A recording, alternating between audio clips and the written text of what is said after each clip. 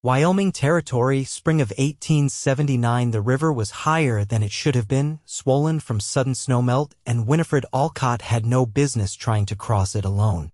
Her hands trembled on the reins, her boots soaked clear through, her skirts heavy with water. She was halfway across the North Platte when the current shifted hard beneath her horse's hooves and she lost sight of the bank. "Whoa, easy, girl," she whispered to the mare, but her voice cracked, brittle as frost. From the trees on the far bank, a rider broke through, tall in the saddle, lean, with a gray trail coat flapping behind him like wings. He urged his horse into the water without hesitation, spurring through the churn toward her. "Loose those reins," he called. "Let her head follow mine."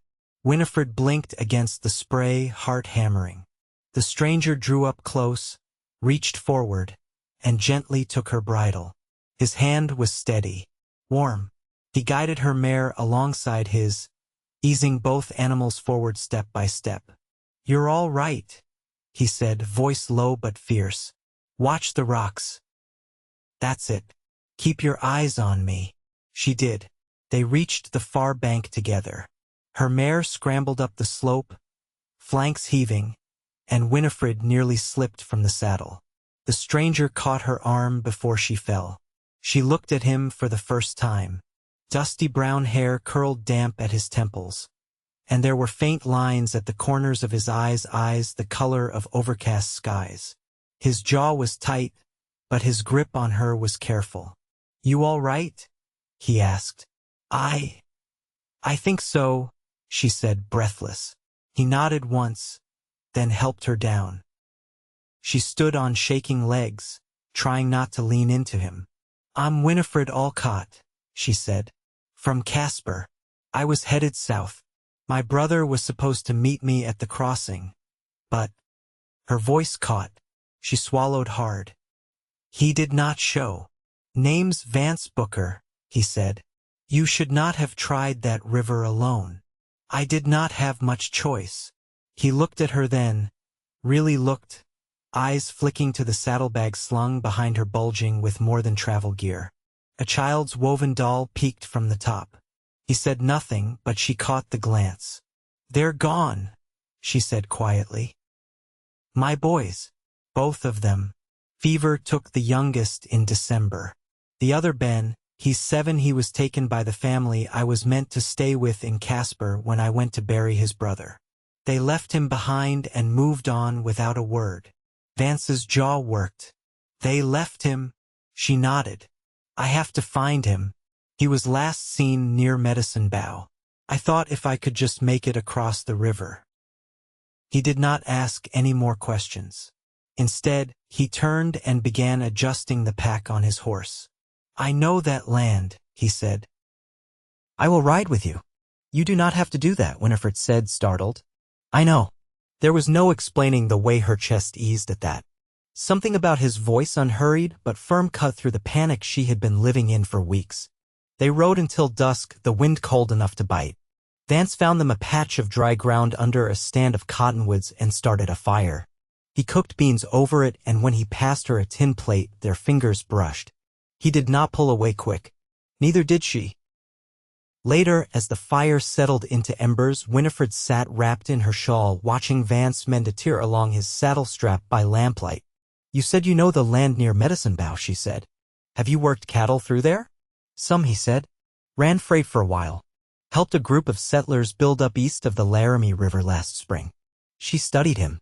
"What made you stop?" He shrugged. "Too much loss out here. Too many graves behind wagons. I got tired of watching folks go under." That silenced her. She looked down at her hands, raw from the reins. He noticed. "You should rest," he said, voice softer. She nodded but did not lie down right away. Neither did he. The moon rose, pale and wide, casting silver across the land. She felt the warmth of him just a few feet away. She had not felt safe since the day she buried her youngest. But something about this man, his steadiness, the way he had taken her bridle without question, made her feel like maybe, just maybe, she could stop running. The next day, they rode early. By mid-morning, Vance spotted wagon tracks veering west. He dismounted, crouched near them. "Fresh," he said. "2 wagons, maybe 3. Not settlers. Freight runners, maybe? Ben would not be with them, she said, panic rising. No, Vance agreed. But there's a ranch up ahead. If someone saw a boy alone, they would have taken him in. How do you know? Because that's what I would have done. The words hit deeper than she expected. She looked away, blinking fast. By nightfall, they reached the ranch. A weathered woman in a gingham apron met them at the fence, 2 dogs at her side. You lookin' for a boy? She asked before they even spoke. Winnifred's breath caught. Yes. Ben Alcott. He is 7. Brown hair. Left behind in Casper. The woman nodded slowly. He came through 3 days ago with a cattle driver named Harlan. Said he found the boy near a rail yard, hungry and alone. They were headed to Elk Mountain. Relief and fear warred in her chest. Vance placed a hand gently on her shoulder. We are not far, he said.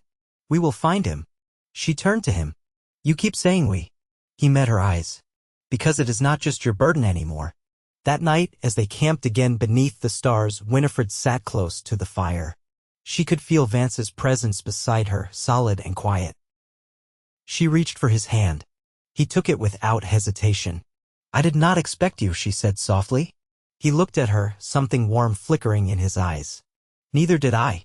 Her hand stayed in his. And for the first time in months, Winnifred let herself hope. Wind pressed low across the flats as Vance and Winnifred rode west, hoofbeats muffled in the dry grass. The sky above Elk Mountain framed the edge of the world, pale and vast, and Vance kept his eyes on the line where it met the earth. Winnifred rode beside him in silence, her shoulders drawn tight beneath a wool cloak that had seen too many seasons. Her face was sharper in the morning light, less hidden. She had not asked for encouragement, and he had not offered any. It would have rung hollow. What he gave instead was presence, stride for stride, a quiet tether beside her. They passed a burned-out sod house near midday. The chimney still stood, blackened and alone, while the rest had collapsed inward like a broken ribcage. Vance didn't slow, but he glanced once at it. She noticed. Was that yours? She asked after a while. No, he said, but I helped lay the stone on that hearth. She waited, but he said no more. The road narrowed after that, climbing through pine-shadowed switchbacks. Elk Mountain loomed ahead, its peaks still clinging to snow in shaded creases. Do you think Harlan might have stopped somewhere along the slope? She asked. Maybe, Vance said. But more likely he took the boy straight through. There's a supply cabin near the timberline. I've used it before. They reached the cabin by late afternoon. A single mule was tied out front, grazing near the woodpile. Vance dismounted first, motioning for her to stay by the horses. She obeyed, but her eyes followed him, wide with unspoken hope. He knocked once, then opened the cabin door. Inside, a heavy-set man rose from a stool near the stove. A boy sat on a cot in the corner, clutching a tin cup with both hands. His legs swung above the floor. Harlan, Vance said. The man turned, surprise shifting to relief. Booker, he said. Lord, you're a sight. I didn't know who else to trust. Found the boy alone near the track camp. He didn't say much, but he had a name stitched inside his coat. The boy stood slowly, blinking. He looked thinner than he ought to be. His boots were too big. Winnifred stepped through the door and the boy's face changed. His eyes welled and he ran to her so fast he nearly knocked the cup from his hands. She dropped to her knees and wrapped him close, burying her face in his hair. He clung to her, small and shaking, and neither of them said a word. Vance turned away and stepped back outside.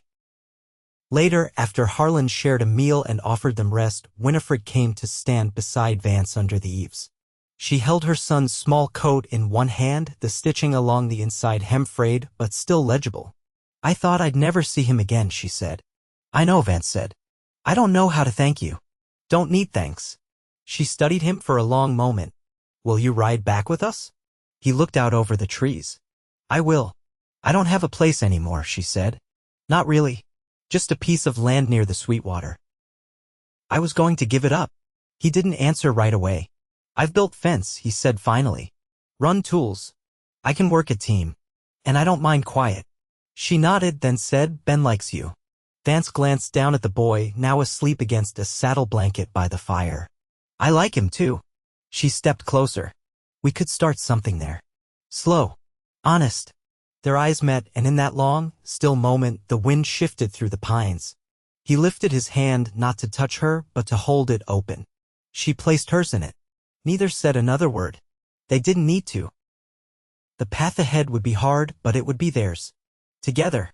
By late summer, the wind off the Sweetwater carried dust instead of snow melt, and the grass behind the cabin lay flattened in long golden waves. The plot of land Winnifred had once thought to abandon was now cross-hatched with fence posts. Vance had sunk himself, each one true and steady, the wire pulled tight between them like drawn breath. The cabin leaned slightly west, but its roof no longer leaked. The stove inside burned clean. A pen for 2 goats had been built behind the shed, and a shallow trench carried runoff away from the root cellar. These were not the kind of changes folks noticed from the trail, but they were the kind that held a life together. Ben followed Vance most mornings, dragging his own set of small tools in a flour sack. He didn't speak much unless asked, but he watched everything: how Vance checked the fence line with a practiced eye, how he measured wood by thumb width and boot heel instead of tape. "You always work this slow?" Ben asked one morning as Vance knelt to mend a gate hinge. "If you want it to last," Vance said without looking up, "you don't rush it." Ben turned that over in his head, then crouched beside him and passed a nail without being asked. Winnifred spent those hours in the kitchen garden, coaxing the late vegetables from dry soil. Her hands had grown rougher, but her movements were sure. She carried a small ledger in her apron where she marked each sprout and measured each row, the pencil worn down near to the nub. That evening, as the sun folded into the hills, she stood on the porch with a jar of pickled beets in one hand, her thumb tracing the rim. "He's steadier now," she said. Vance sat on the bottom step, sharpening a draw knife. "He listens more than most grown men I've known. I think he was waiting for something to feel permanent." Vance nodded once. "We all were." She lowered herself beside him. For a while, they listened to the wind move through the cottonwoods at the edge of the property. The goats bleated once, then quieted. "Were you ever married?" she asked, voice low. "No," she waited, but he didn't add more. "I was," she said. "Not for long. Henry was kind, but the war took more of him than he ever said. When he passed, I stayed on with his people. That's how I ended up in Casper." She paused. "They didn't mean to be cruel, just didn't see us as theirs." Vance set the draw knife aside. "You don't have to explain." "I know," she said, "but I want to." Night settled in around them, gentle and complete. Inside, Ben's footsteps creaked once across the loft boards, then stilled. Vance shifted, his shoulder brushing hers. "I've never stayed in one place this long." She didn't move away. "Is that a warning?" "No," he said. "It's a promise." Her breath caught, but she didn't look at him. Instead, she reached for his hand, calloused and warm, and laced her fingers through his. "You build things to last," she said. "I noticed." He turned to her then, and there was no uncertainty in his gaze, only quiet resolve. "I'm not going anywhere," he said. She leaned into him, her head against his shoulder.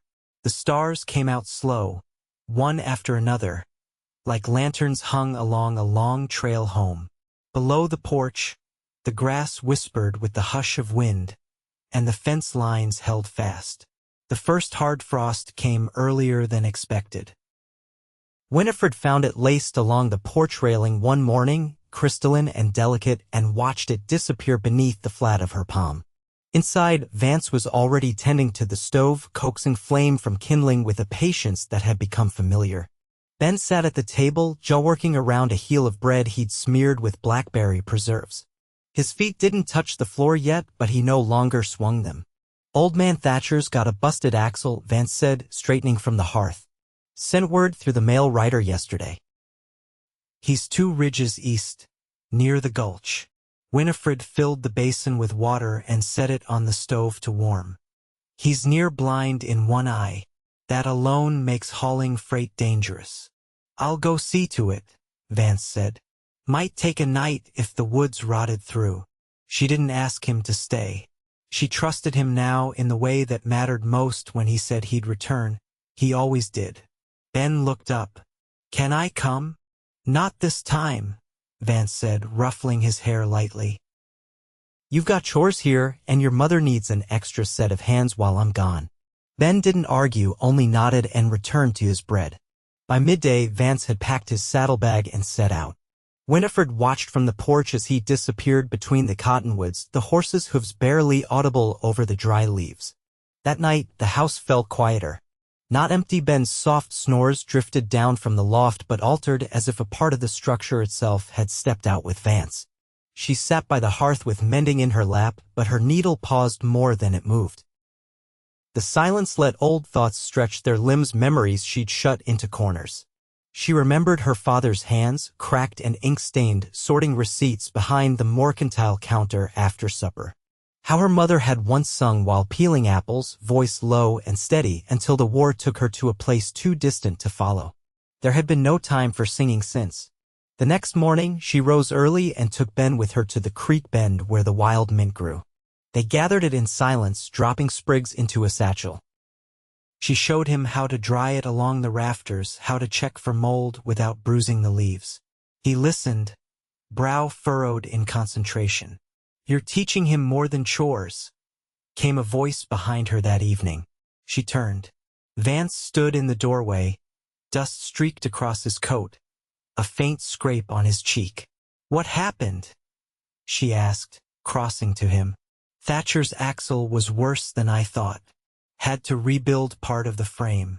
Mule kicked me when I tried to lift it." She touched the scrape gently with the edge of a damp cloth. "You're lucky it wasn't your jaw." "I need that jaw," he said. "Helps me argue with you." She smiled, faintly, and stepped back. "Supper's still warm." He sat at the table with a grateful grunt, and Ben leaned over the loaf of bread to inspect his wound. "You win?" Ben asked. "Barely," Vance said. "Mule's got a mean left hook." After the boy was asleep, Winnifred stood at the window, arms folded, watching the moon rise over the pasture. "You ever think about leaving?" she asked. "Once," Vance said, setting his mug on the windowsill beside her. "Before I met you." She looked at him, something quiet and certain unfolding behind her eyes. "I never thought I'd stay anywhere again," she said.